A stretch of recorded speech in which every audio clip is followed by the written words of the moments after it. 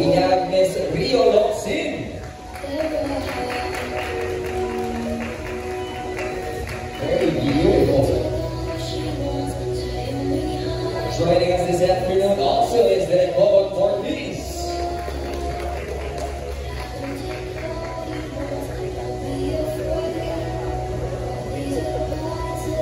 We got the very beautiful Miss Ago Isidro.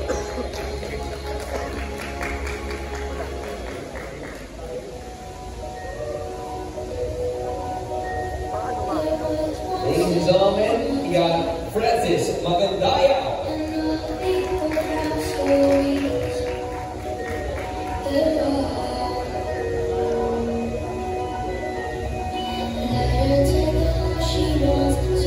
Fresh from the house, we got Cyril Manabat.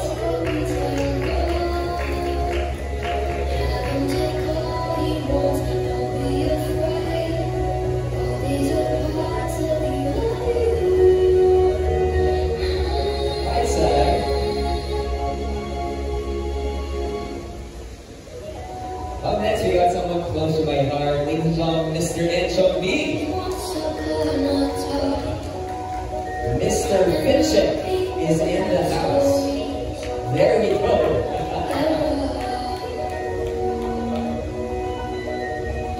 Let's call in the captains of our ship, Derek Raymond Ocampo.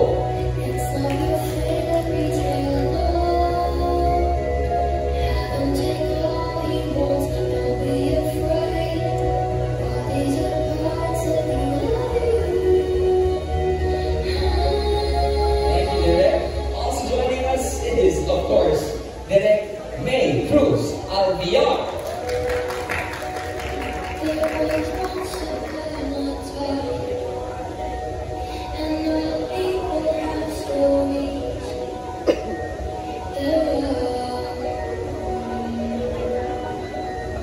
Before we go to our stars, let's call in our business unit head, Miss Tess de Guzman.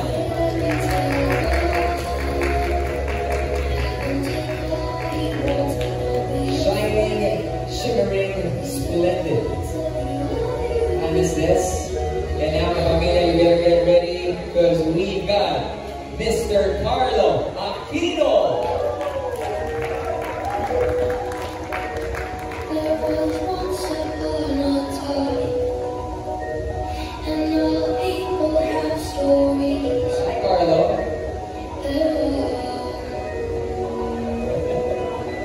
Ladies and gentlemen, kapamilya, we give you Mr. Joshua Garcia.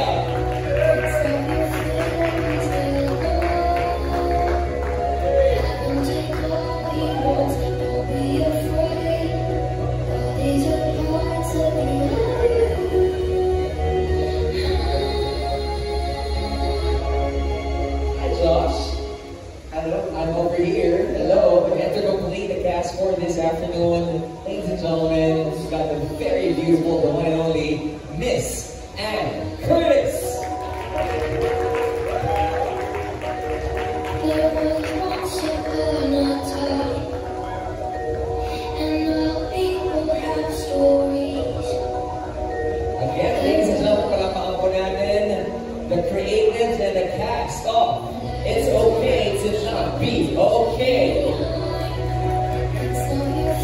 Later on, we're going to be hearing a lot from them. But to kick off our program, we have something truly magical in store for everyone. For those who haven't seen the series yet, or for those who have seen the original series, this thing that we're going to be showing you, this might be something familiar. Okay? Pero para sa mga hindi pa nakapanood itong original series, ito ang isa sa mga dapat niyong pag-aabangan. A moving shadow play performance inspired by a beautiful children's book written by Ia Fernandez. So, ladies and gentlemen, here are Pamela Stars. I invite you guys to open our hearts, open our imaginations as we present this special piece. Watch this. Okay, so Henry, breathe in, breathe out. Okay. It's okay to not be okay. He's preparing for one speech mamaya. Apakabalan po natin yan. Let's realize it. Fresh from Baguio. Magandang hapon po sa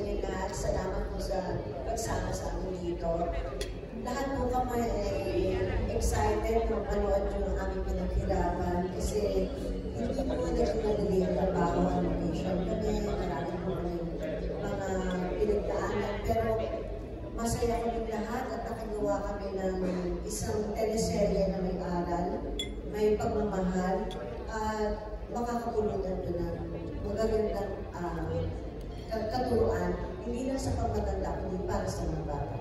Maraming salamat po sa inyo. Sure, maraming salamat po, Ms. Rio. Direk Bobot! Mas ko na bumati yung magandang hapon sa inyo lahat. Nung pumasok ako dito, nakita ko puro bagets, pero natuwa ako yung mga nakita dito mga katulupo ko kayo. Kaya yung mga katulupo ko,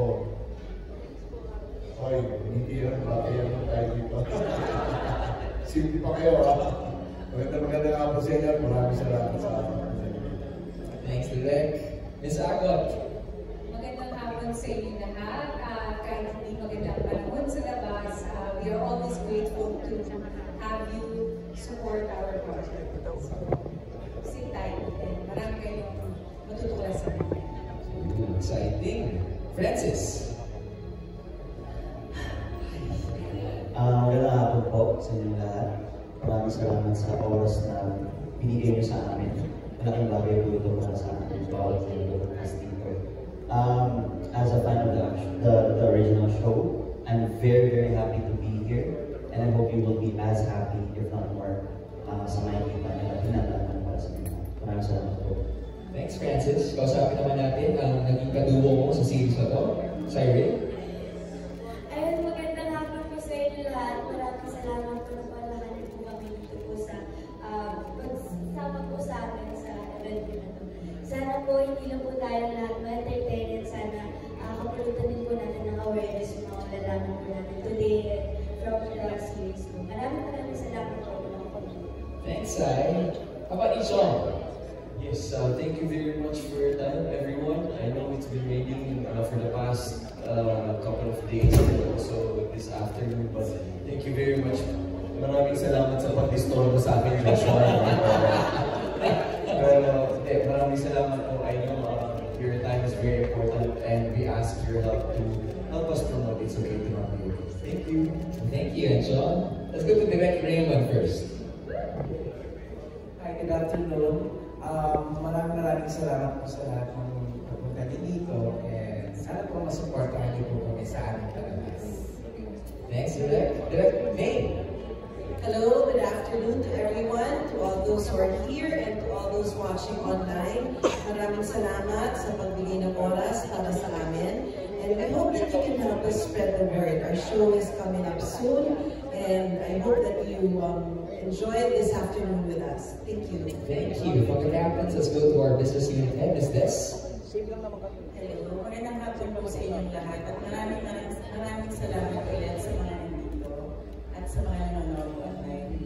Let's enjoy this afternoon. Thank you. And that we shall do. Carlo. Hi, good afternoon. Salamat po for showing up kahit na masama yung panahon. Samahan niyo po sana kami sa daan papunta sa paggaling. Salamat. Wow! Carlo, 1 point ha? Pinakabahan tuloy si Joshua sa video. Oo, maganda ka na. Okay? Joshua. Hello po, magandang hapon sa inyo lahat. Maraming salamat sa pagbigay ng oras niyo.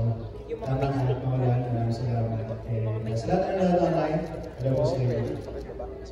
Thank you. Thanks, Josh. And Miss Anne. A hauntingly beautiful afternoon to everyone that's here today. I love to miss you. No, but as everyone said here today, we hope that you can join us on this beautiful yet painful journey of healing. Thank you, thank you. We're so excited to hear your answers sa mga katanungan namin lahat para sa inyo and most specifically for the series we're about to watch. Before that, we've prepared something special for everyone that will surely capture all of your hearts. Performing for the first time ever, the official soundtrack of It's Okay to Not Be Okay. Kapamilya, we give you Angela.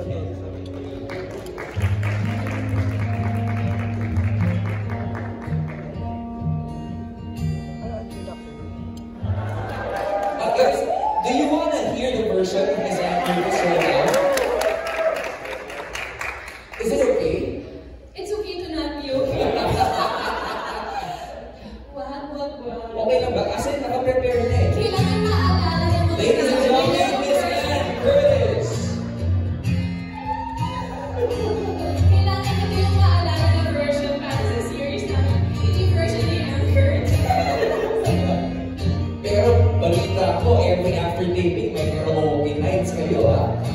Dito ba kayo nahiya? Dito talaga mahihiya ako. But you know what, as the series says, it's okay to not be okay. Maybe we'll hear that version very, very soon. But what you've heard is Kakaisip, a beautiful song written by Ben and Ben. Pero alam nyo, hindi na ito Kakaisip ha. Kasi ang tagal sa tagal na production, sa creative, sa pag-shoot. Finally, guys, it's here. Ipapalabas na ang opera of masterpiece nyo. That is called It's Okay to Not Be Okay. And to give you a snippet, ladies and gentlemen, kapamilya, of this beautiful masterpiece, I invite you to look at the screen and watch this.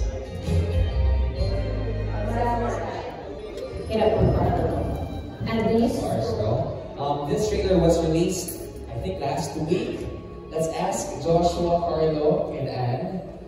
When you first saw the trailer, can you take us through the moment? Balikan natin yung pagkakataon na yun.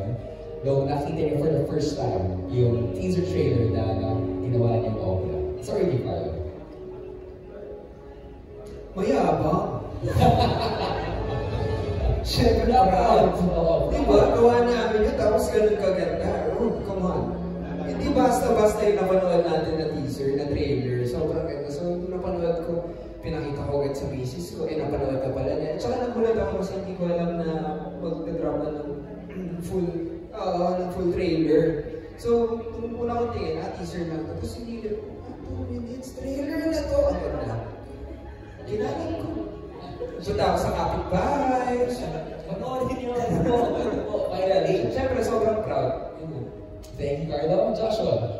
Ako nakangiti lang ako ng more times. Natutuwa lang ako kasi kumaya nakita namin yung pinaghirapan namin. And the whole time na pinapanood ko din, sabi ko, ano ba yung iniisip ni Anne? Kasi siya yung pinakakinakuhan sa first week namin. Pero sobrang saya ko, na-excite ako, sinare ko din agad. Pero hindi sa kapitbahay, sa social media na. Ayun, yun lang yun sa akin. Yun naramdaman ko. Sobrang excited and sobrang saya. Sobrang excited na. Pero ngayon, sagutin na natin yung katanungan mo. Ano kayang naramdaman ni Anne? Miss Anne? Sobrang yung anticipation kasi of almost filming for a year, no? That we were filming for almost a year.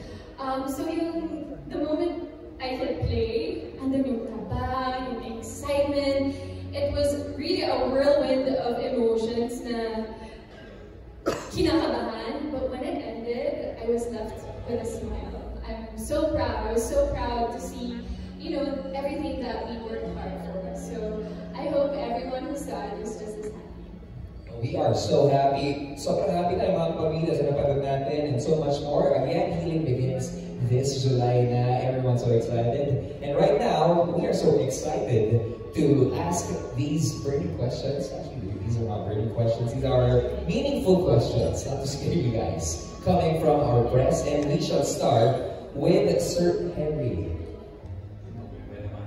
Oh, Sir Henry. Actually, a lot of people have watched the series already, original.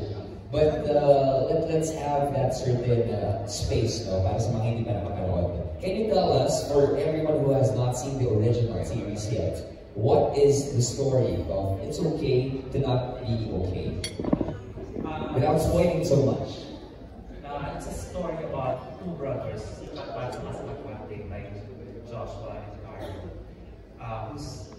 who has emotional, or who has a painful past, and a woman entering their lives, si Mia, played by Anne Curtis, who has emotional baggage of her own.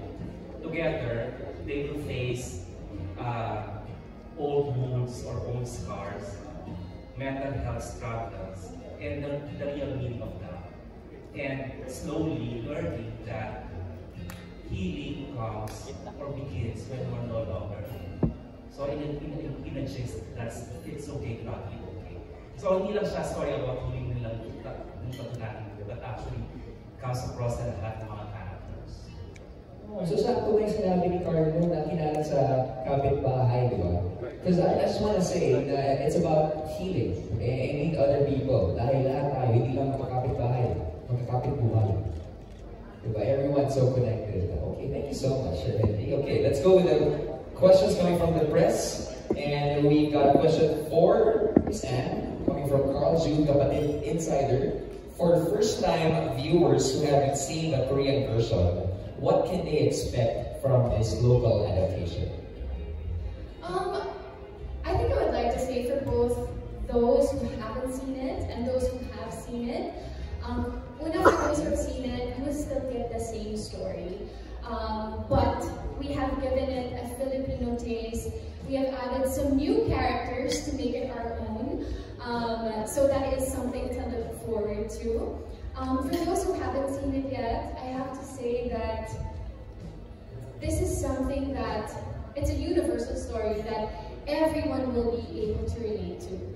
It's a healing story, it's a beautiful journey of love, but at the end of the day, every Filipino, whether it be family, friends, will be able to relate to this story of healing, pain, and love. Yeah, and also, I just want to ask, if I'm not mistaken, after a long time, bumabalik kayo sa pag-acting. Yes. Yes. So how did you prepare for this? Paano yung pag-ahanda?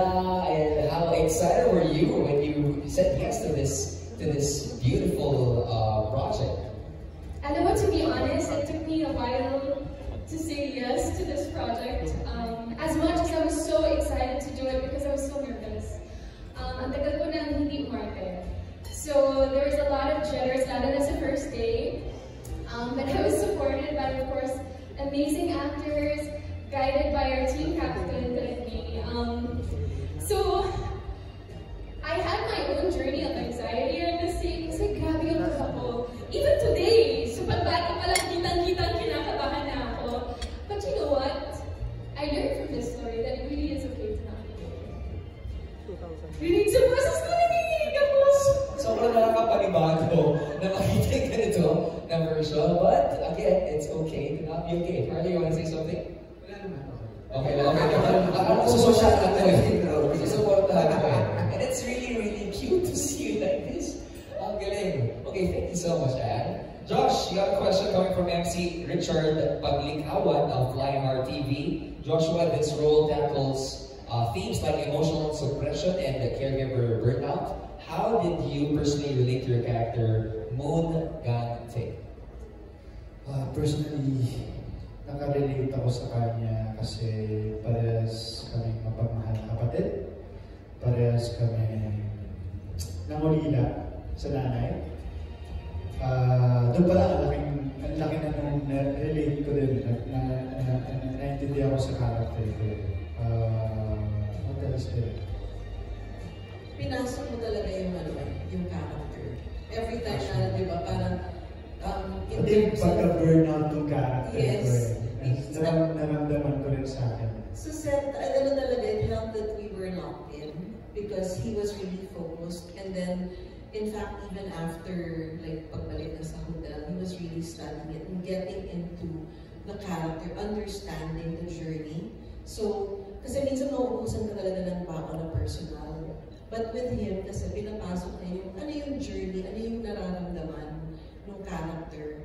So every time, parang what is this character going through? And he's really studying it and studying it. And he was focused throughout because dun sa Lucky Time Packet na nag-aaral pa rin siya.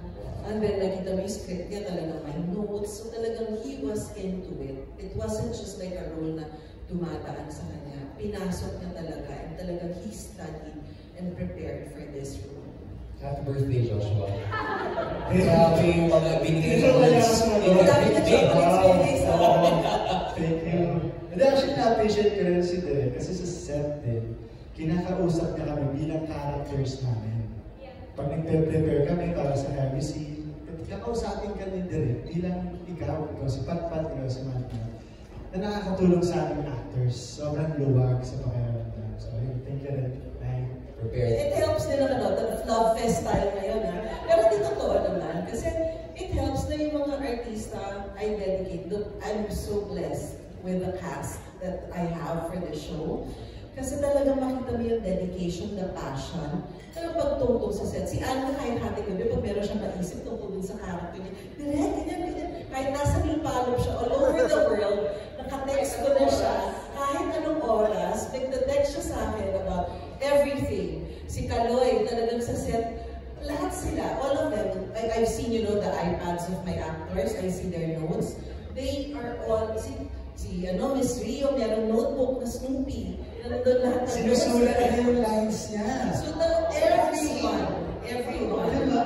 Kaya ang swerte ko, dahil kasi, yung parang give and take, ang sarap makatrabaho yung mga artista na passionate and dedicated. Makes my work easier. So, but, you know, it's really a tag team. Everyone's so invested para sa project. But sabi nyo, 1 year in the making, no? So, ang dami mga ideas, ang dami collaborations na nangyayari. At yan ang papalag po natin this coming July. Thank you so much, Josh, and thank you, right? To Ms. Des. Hi, Ms. Des. Boss, si MC Richard Paglikawan, may question po sa inyo from Live RTV. Why did you choose Anne and Joshua for the lead roles, and how did they surprise you during the production? Why not?